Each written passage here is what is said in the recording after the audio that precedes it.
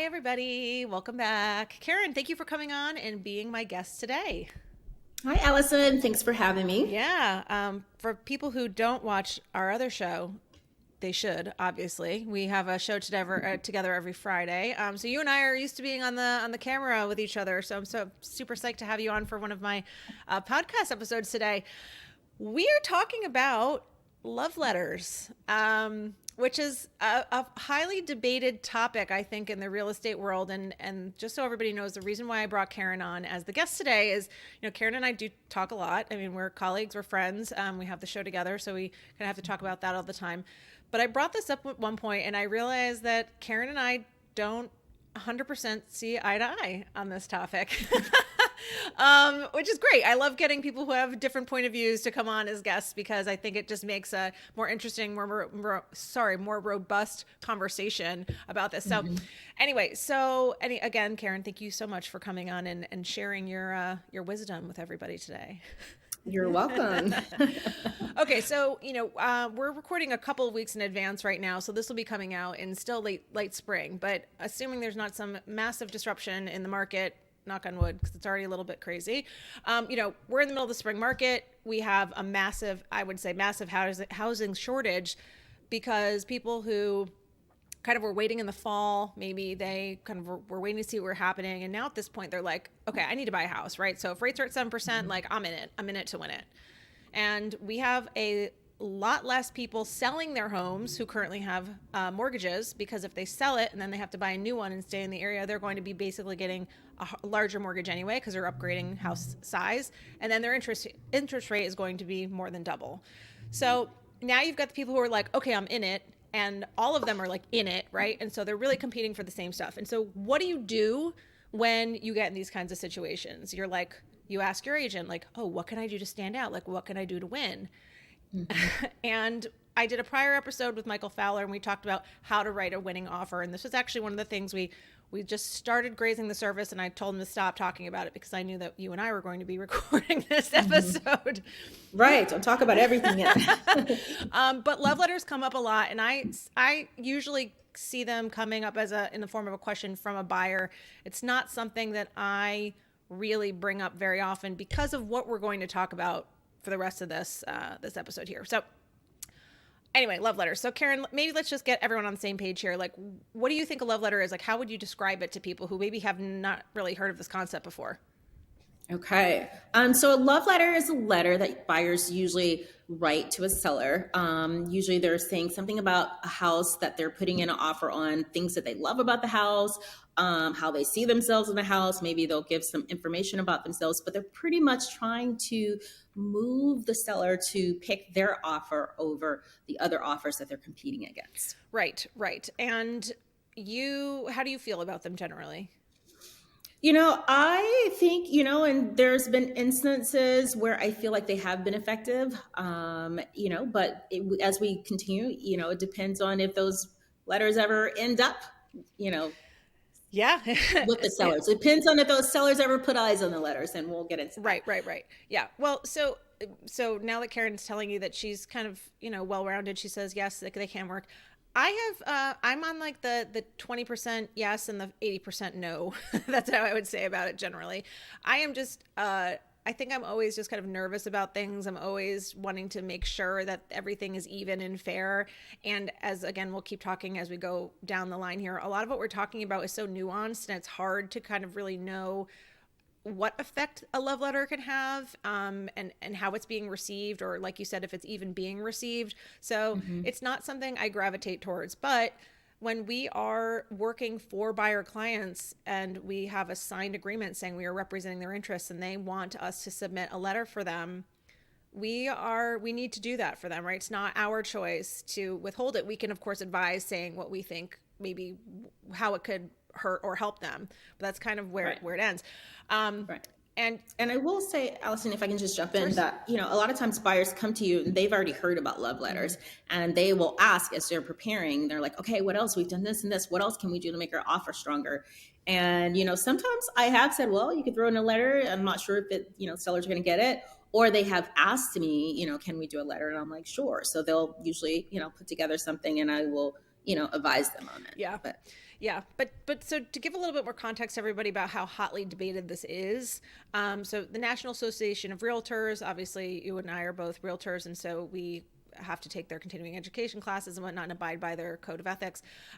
They warned about the practice of writing love letters back in 2020, and then they basically put out a whole like media thing basically of telling us why we might want to be cautious about submitting them, having them written, etc. And then in July 2021, Oregon was actually the first state. They made buyer love letters illegal, but the ban was struck down by federal court in March of 2022. So this is like going all the way up, right? This is going all the way up to like legality and changing laws and potentially. And so the fact of the matter is, I think we need to talk about right now what you had said about how that might not even make it to a seller. So why don't you kind of explain what you mean by that, so before people are like, what are they talking about? Yeah, it's so interesting because I've worked under sales managers where they, as listing agents, they will say, "Do not give the letters to the sellers until until the seller has made a choice on the offer, and then the seller can read the letters afterwards." But I've also been under sales managers where they're like, do everything, have your buyers write those letters, and so they're in favor. So it really depends. You can, buyers can, write these letters, and you may have a listing agent that feels that they're not going to give them, and they'll let them read them afterwards. So you just never know whether it's going to get through or not, but you can always take that chance. Yeah. So. And the way that that's possible is that because the letter is not part of an actual contract, that's why the listing agent is not obliged to share them with their seller clients. So it's not really being shady or anything like that. It is open kind of for that to happen one way or the other. So let's really quickly talk about this overriding, like, why are we worried about it? Well, it really comes down to fair housing violations. And, we've had robust fair housing kind of regulations happen. Took a long time to get them there, but in the last decades, we've had them really increasing and amping and making sure that everybody has fair access to housing, right? And the act makes sure that landlords, banks, real estate agents, really anyone else involved in leasing or selling of a house, that they're not going to discriminate based on their 7 classes that are recognized federally in their race, sex, disability, status, religion, national origin, and familial status. And okay, yes. Yep. And we'll talk a little bit more later, but just so everybody knows, obviously it's just like any other kind of law in the United States where you've got the federal laws and you've got state laws. So that can just complicate things more, because especially if you're in the DMV and you're talking about, maybe Maryland or DC or Virginia or DC, you've got different protected classes added onto those federal ones. And so it gets more challenging to navigate.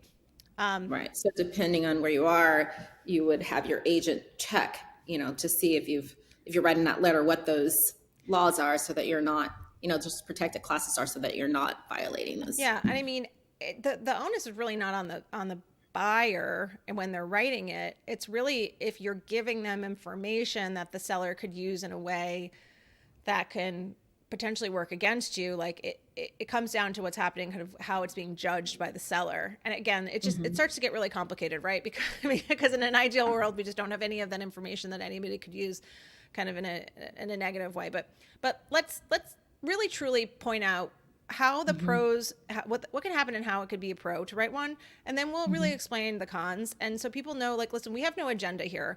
I'm not trying to tell people to not write a letter, and you're not trying to tell people that, yes, they should write a letter. Write a letter. We just want everyone to go in with eyes open. It's the same way I think we work with buyers for generally, like, here's what can happen when you write an offer, and here are all the things that might come up. And so you prepare them to know, and then they make the decision, okay, no, I'm not going to do a high earnest money deposit, or no, I'm not going to give them a free rent back, or whatever. But you've discussed it, they understand it, they make the decision, an educated decision.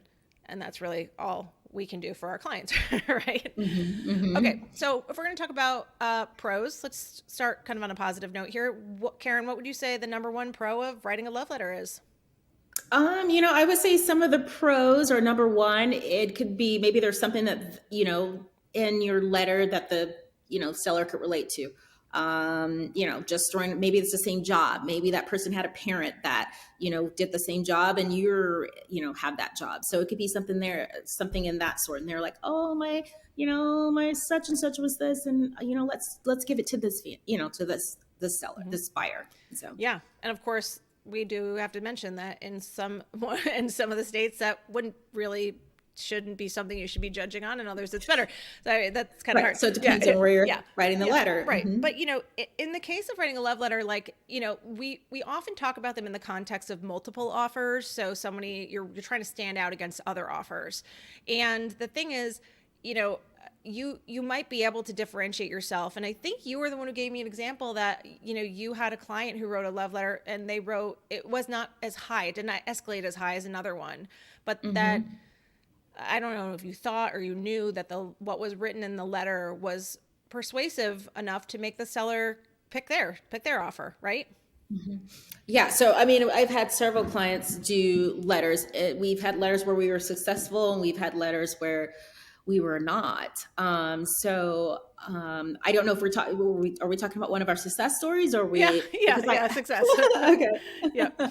The success stories, there was just, I don't know what was in there, but the listing agents a lot of times won't tell you exactly. They'll just say, they're removed by the letter. Mm-hmm. And so for whatever reason, we got it over other. Right. So a lot of times they don't share the exact. So in multiple offers, it might just help, sway somebody one way or the other, especially if they are very close. If you've got a lot of the same. Honestly, listen, I think things should come down to, and it's very hard for me to say this because I'm massively empathic and very emotional myself. And I think buying a house is not just buying a house. It's not just a business transaction, right? It is very emotional. You're going to live there. Maybe for a very long time. Maybe you're going to, grow as a person and a family there. It's really important stuff. But ultimately, to make things more fair, I try to lean back on the business aspects of things. What's the highest offer price? What are the best, the contingencies, the earnest money deposit, the things that are just numbers, values, things that you can compare easily. But let's pretend you have everything the same. Then, I was going to say that. Then the love letter act gives a little bit more context potentially to the very similar offers. So, that can certainly be a pro. But if it's not multiples, let's just say it's one offer comes in and, it's listed, it's $500,000 and maybe the home really is worth $500,000, but the people want it. They're just offering on their own. There's no competition and they're going to write a 490 and they write their letter. And somehow in the letter, they explain that they really want this house. They fell in love with this house itself, that, it was a little bit beyond what they wanted to spend and they really want to make this their home for, decades to come. Maybe that could persuade somebody, not even in a multiple situation, just in saying this is why I'm writing the offer I'm writing, not just hey, I'm trying to lowball you because I feel like it, right? It can give context to that as well. Yeah. And I was going to say too, oftentimes when buyers know that it's a possibility that they're not the highest offer, they will include the love letters in there to try to convince, the seller, maybe it's not about the highest offer, but maybe it's about giving a buyer an opportunity or a chance. Right. So. And listen, as a bleeding heart, I like that. I want everybody to have a fair chance and everything, right? I truly do. But it just, again, it's very hard to extract some of this stuff and do it in a way that's truly fair for everybody. So, but anyway, okay. So now we're gonna get into the cons. So the big one is that it's a possible fair housing discrimination based on what's contained in the letter. And I'll even add on to that too, because depending on the letter, the listing agent, if there are some fair housing violations and the listing agent has delivered that to the seller, not only could the seller, the listing agent can also, get in trouble for that. Yeah. So. It all starts to kind of bleed together and you're like, well, whose responsibility is it? And, there's some shared responsibilities, there's some solo responsibilities with all of this, which is why, generally speaking, I was saying I'm in the 80% don't do this camp, because you just have to tiptoe around and really make sure. I think case in point, you've told me you've sent your letters to brokers before. Right. Have them to review, make sure we're not crossing any. Right. Yeah. And so realtors, like I'd said, we have to take continuing education classes every 2 years when we re-up our licenses, and we have to do it in fair. There's 2 or 3 credits have to be in fair housing for all of the jurisdictions. So, I'm doing DC, Maryland, and Virginia because the protected classes are different. As we said, there are more in different, different ones in different states. So the thing is, like, we have to really be tiptoeing this really carefully. And we talked about the federal protected classes, and I said that we have some really, really stringent. I don't want to say stringent, that sounds negative, but we just have a lot of protected classes. And DC and specifically has 19, and it is one of the top 10 I read most like has the most protected classes in the United States. Which I think is great. I would love to protect, anybody from being discriminated against. But it's like there's lots of different things you can't say. And case in point, your source of income is one in DC, meaning your job. So when you said, saying, well, my mom is a teacher, I'm a teacher, that can start to butt up against a fair housing thing, which nobody would really consider. It's like, oh, it seems innocent, right? And that's, I think this is the thing that makes me kind of sad about this whole topic is like, there is an innocence that comes with a lot of this. It's not that a lot of people are trying to discriminate or, obviously don't want to be discriminated against, but it can, I don't know, be a bummer. Maybe that's too light of a way to put it, but okay, but let's go back. So we're going to talk about why it can be a con to have a love letter. This is one I thought of. So I think that they can backfire if a seller feels like they're trying to be manipulated or like it's a ploy to pick you. If it doesn't feel genuine to the seller. And the thing is, I think what you think is genuine sounding may not be received as genuine to me. You might use a word that it's an icky word to me, or I might, there are people who hate the word awesome. I use the word awesome all the time, and they're just like, oh, it's an overused word. And like you say something about being awesome, so it can just be, it can turn people off even just for those kinds of reasons, not fair housing. Right. Yeah. Yeah. Or it could be, for example, if there's, maybe you have, investors don't usually write a love letter, but, maybe just using this as an example, it could be a seller that doesn't want to sell their home to an investor, and it's an investor in some kind of way. They find this out and they decide, no, I want to sell it to, we're not going to say these things because we have to be careful, but I want to sell it to a different kind of buyer, Yeah, no, totally. Yeah. So all those little things, Yeah. And then, there's something just about, or it could be reversed. Somebody can say, I only want to sell it to an investor because if I sell it to this different kind of buyer, they're going to want these fixes and all these things. So, and this buyer is writing this letter and letting them know. So you just never know. It depends on the property and the seller. Yeah. That's the thing is I tell my buyers there's 25-30% of the process that we control, because you can't control what the other buyers who are writing offers are doing, what their agents are saying, what the sellers are thinking, what the listing agent is saying and thinking. There's just so much that's out of your control. So now you add in personal details to on top of that, and you could say you have even less control. So it can get overwhelming for sure. I will say one more thing that I wanted to point out as a con is I think it can set up buyers to be more upset when they do write a letter and they don't get the home in a multiple offer situation.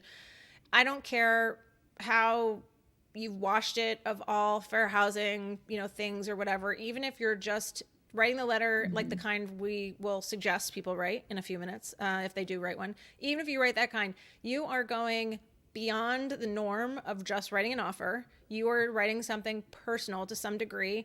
And I don't care what you say, you're not going to feel, you are going to feel a little bit worse, I think, if you don't get the offer when you've written this letter, unless you are just really have a wall up and you're doing the letter just because you feel like you have to do the letter and you're just kind of just writing it. But in my opinion, if that's what you're doing, then it's probably not going to come off as very genuine. So it's kind of like, what's the point? I don't know. What do you think? Yeah. And I've also seen where buyers have been disappointed because they wrote this great letter, this moving, touching letter. And for some reason, the listing agent, felt on the other side that they were violating, and this letter didn't the sellers didn't get eyes on it. And so when they learned that, they were very upset. So, it could have that effect as well. So, yeah, to my earlier point, I just think it is very emotional to buy a home. It is very emotional to buy a home in a very expensive market like we're in, where you're spending way more than a lot of people are used to or what their families spend. You've got your parents saying, oh my gosh, my 4-bedroom house is worth $350,000, and that's what you're spending on a 450 square foot, studio, so it's already really, really challenging in a lot of ways. But anyway, so, at the end of the day, we're getting to the end of the episode. Do love letters lead to discrimination? I mean, I think that's the main question that realtors and people in our industry are asking. And, there's not a lot of hard evidence one way or the other. I was reading a bunch of articles in preparation for this episode, and I was reading like 4 or 5, and they were all fairly recent. And so, according to one that I was reading, NAR had said that it's been a concern for years, obviously, all of this, but there had yet to be a lawsuit that challenged a seller or a real estate agent on discrimination based on a love letter.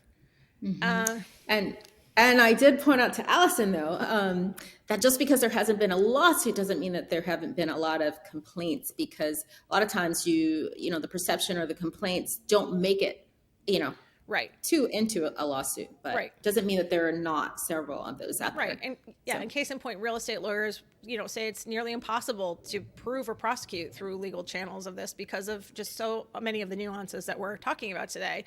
But if you do write love letters and you're a listing agent, NAR suggests that the listing agents need to document all of the offers, the received, and the seller's objective reason for accepting or not accepting an offer in those situations, because that is a way that if you are dealing with love letters, to try to make sure it is very understood as to why you did choose the offer you did or did not choose those that you did not choose.